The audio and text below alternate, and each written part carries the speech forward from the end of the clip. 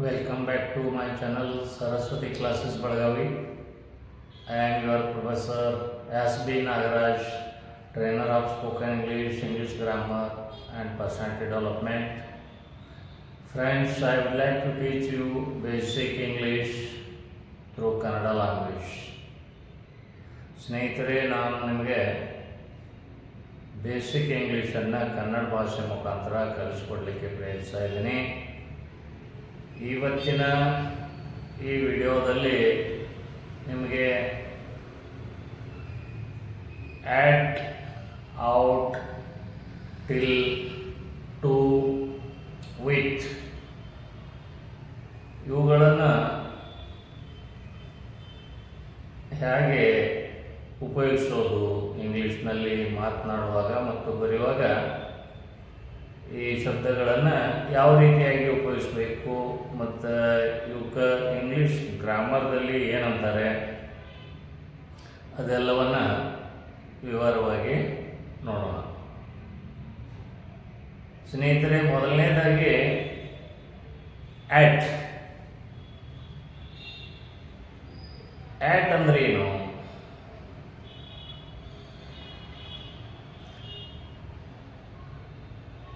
ಗೆ ಅಥವಾ ಖ ಅಂತ. ಆಟ್ ಅಂದರೆ ಗೆ ಅಥವಾ ಖ. ಹಾಗಾದರೆ ಇವುಗಳನ್ನು ವಾಕ್ಯದಲ್ಲಿ ಮಾಡಿರೋಣ.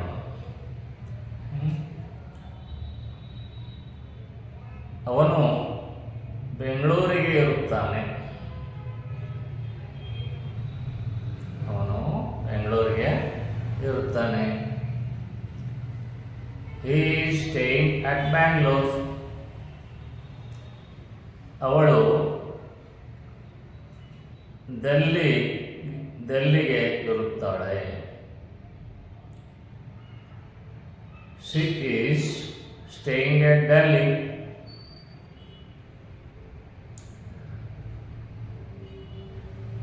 ಅವರು ಮುಂಬೈಯಲ್ಲಿ ಇರುತ್ತಾರೆ.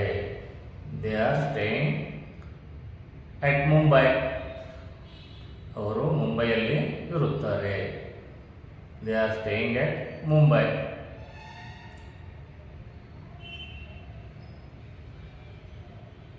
ಅವನು 9 ಗಂಟೆಗೆ ಬರುವನು.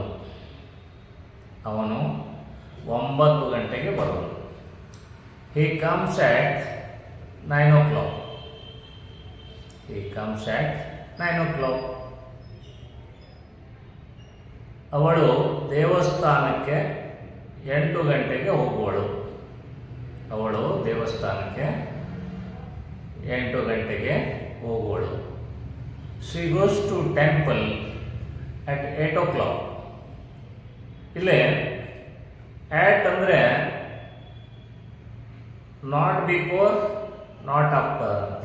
ಅಂದರೆ 8 ಗಂಟೆಗೆ ಅಂದರೆ ಕರೆಕ್ಟಾಗಿ 8 ಗಂಟೆಗೆ, 9 ಗಂಟೆಗೆ ಅಂದರೆ ಕರೆಕ್ಟಾಗಿ 9 ಗಂಟೆಗೆ, 9 ಗಂಟೆವರೆಗೆ, 8 ಗಂಟೆವರೆಗೆ ಈ ಥರ ಏನಾದರೂ ಹೇಳೋದಿದ್ರೆ ನೀವು ಇಲ್ಲಿ ಬಾಯ್ ಉಪಯೋಗಿಸ್ಬೇಕು. He comes to the office by 9 o'clock ಅಂತ. 9 ಗಂಟೆ ಕರೆಕ್ಟ್ ಬರ್ತಾರೆ ಅಂತ ಹೇಳೋದಿದ್ರೆ ಮಾತ್ರ he comes to the office at 9 o'clock. ಈ ರೀತಿಯಾಗಿ ಈ ಆ್ಯಟನ್ನು ಉಪಯೋಗಿಸ್ಬೇಕು ಸ್ನೇಹಿತರೆ. ಇನ್ನೊಂದು ಶಬ್ದ ಔಟ್ ಅಂತ. ಔಟ್ ಅಂದ್ರೆ ಏನು? ಹೊರಗಡೆ. ಔಟ್ ಅಂದರೆ ಹೊರಗಡೆ. ಅದನ್ನು ಹೊರಗಡೆ ಬಿಸಾಕು ಅಥವಾ ಇದನ್ನು ಹೊರಗಡೆ ಬಿಸಾಕು. You throw it out.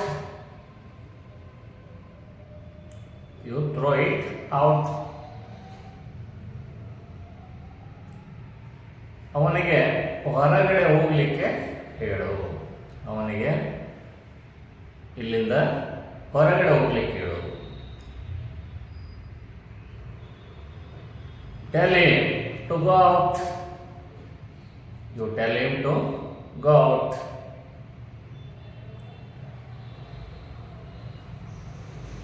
ಅವನು ಊರಲ್ಲಿ ಇಲ್ಲ. ಅವನು ಊರಲ್ಲಿ ಇಲ್ಲ. He is out of station. He is out of station. ಈ ರೀತಿಯಾಗಿ ಔಟನ್ನು ನೀವು ನಿಮ್ಮ ವಾಕ್ಯದಲ್ಲಿ ಬಳಸಬಹುದು. ಅದೇ ರೀತಿಯಾಗಿ ಟಿಲ್, TILL ಟಿಲ್. ಟಿಲ್ ಅಂದ್ರೆ ಏನು? ಅಲ್ಲೇವರೆಗೆ, ಅಲ್ಲಿ ತನಕ ಅಂತ. ನಾನು ಬರೋವರೆಗೆ ನೀನು ಎಲ್ಲೂ ಹೋಗಬೇಡ. ನಾನು ಬರುವವರೆಗೆ ನೀನು ಎಲ್ಲೂ ಹೋಗಬೇಡ. You don't go anywhere till I come. You don't go anywhere till I come.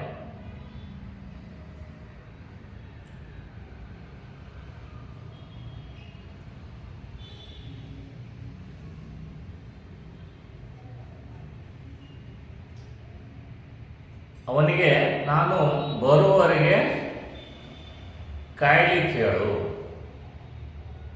ಅವನಿಗೆ ನಾನು ಬರುವವರೆಗೆ ಕಾಯಲಿಕ್ಕೆ ಹೇಳು. You tell him to wait till I come. You tell him to wait till I come.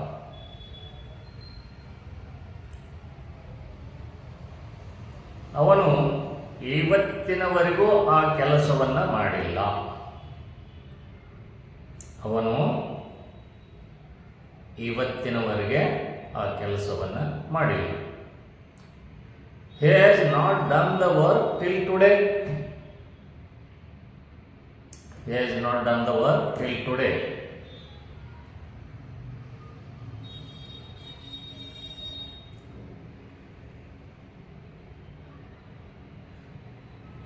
ಅವಳು ಬರುವವರೆಗೆ ನೀನು ಎಲ್ಲೂ ಹೋಗಬೇಡ.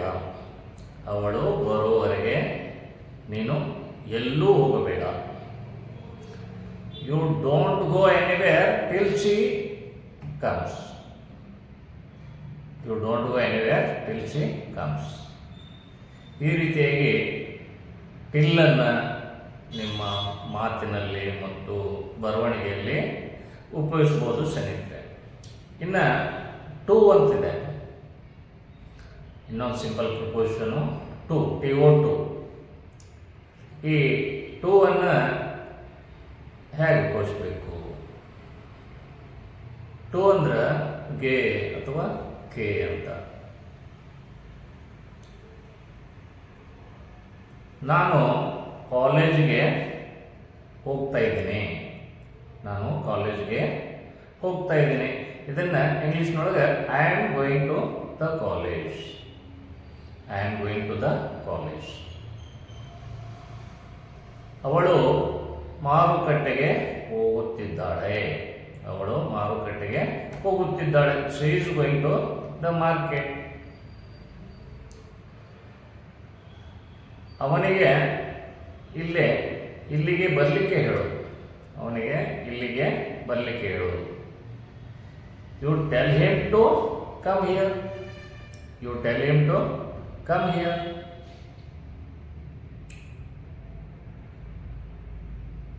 ಅವನು ದಲ್ಲಿಗೆ ಹೋಗ್ತಾ ಇದ್ದಾನೆ. ಅವನು ಡೆಲ್ಲಿಗೆ ಹೋಗ್ತಾ ಇದ್ದಾನೆ. He is going to Delhi. He is going to Delhi. ಅವಳು ಬೆಂಗಳೂರಿಗೆ ಹೋಗ್ತಾ ಇದ್ದಾಳೆ. ಅವಳು ಬೆಂಗಳೂರಿಗೆ ಹೋಗ್ತಾ ಇದ್ದಾಳೆ. She is going to Bangalore. She is going to Bangalore.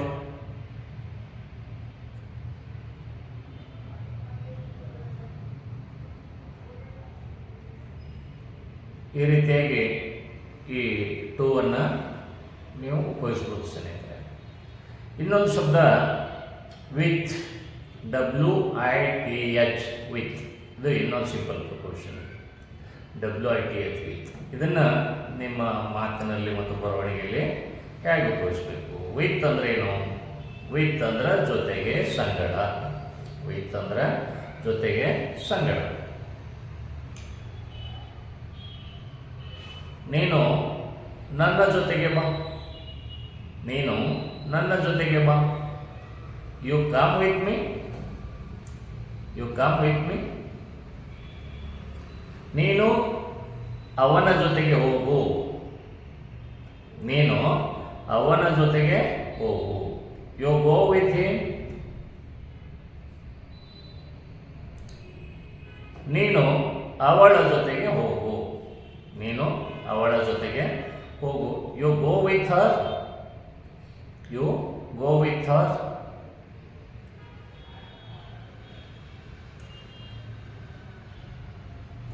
ನೀನು ನೋಟ್ಬುಕ್ ಜೊತೆಗೆ ಒಂದು ಪೆನ್ನನ್ನು ತೆಗೆದುಕೊಂಡು ಬಾ.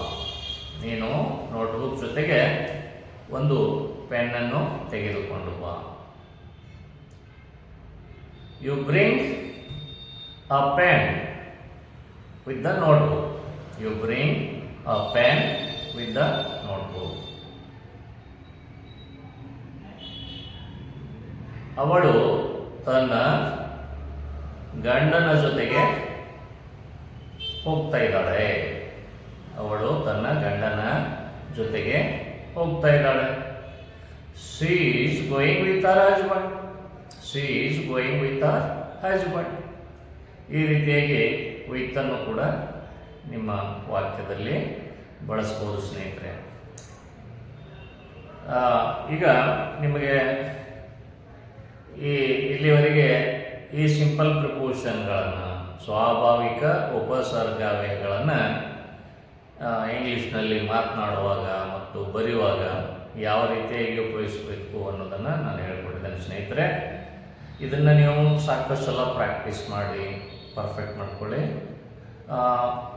ಸ್ನೇಹಿತರೆ, ಈ ವಿಡಿಯೋ ನಿಮಗೆ ಇಷ್ಟ ಆಗಿದ್ದರೆ ಲೈಕ್ ಮಾಡಿ, ಶೇರ್ ಮಾಡಿ.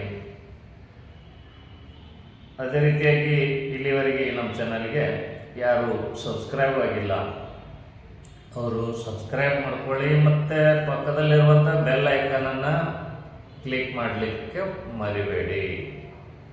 ಯಾಕಂತಂದರೆ ನಿಮಗೆ ಸಬ್ಸ್ಕ್ರೈಬ್ ಆಗಲಿಕ್ಕೆ ಒಂದು ಪೈಸಾ ಕೂಡ ಖರ್ಚು ಬರೋದಿಲ್ಲ. ಆದರೆ ಅದು ನಮಗೆ ಇನ್ನೂ ಹೆಚ್ಚೆಚ್ಚು ವಿಡಿಯೋಗಳನ್ನು ಮಾಡಲಿಕ್ಕೆ ಸಪೋರ್ಟ್ ಆಗ್ತದೆ. ಅದಕ್ಕೋಸ್ಕರ ದಯವಿಟ್ಟು ಇಲ್ಲಿವರೆಗೆ ಯಾರು ಸಬ್ಸ್ಕ್ರೈಬ್ ಆಗಿಲ್ಲ ಅವರು ಸಬ್ಸ್ಕ್ರೈಬ್ ಮಾಡ್ಕೊಳ್ಳಿ. ಮತ್ತು ಇನ್ನೊಂದಂದರೆ, ನೀವು ಸಬ್ಸ್ಕ್ರೈಬ್ ಆದರೆ ನಿಮಗೆ ಈ ನೋಟಿಫಿಕೇಷನ್, ಹೊಸ ಹೊಸ ವಿಡಿಯೋಗಳನ್ನು ಅಪ್ಲೋಡ್ ಮಾಡಿದಾಗೆಲ್ಲ ನಿಮಗೆ ನೋಟಿಫಿಕೇಷನ್ ಬರ್ತಾ ಇರುತ್ತೆ.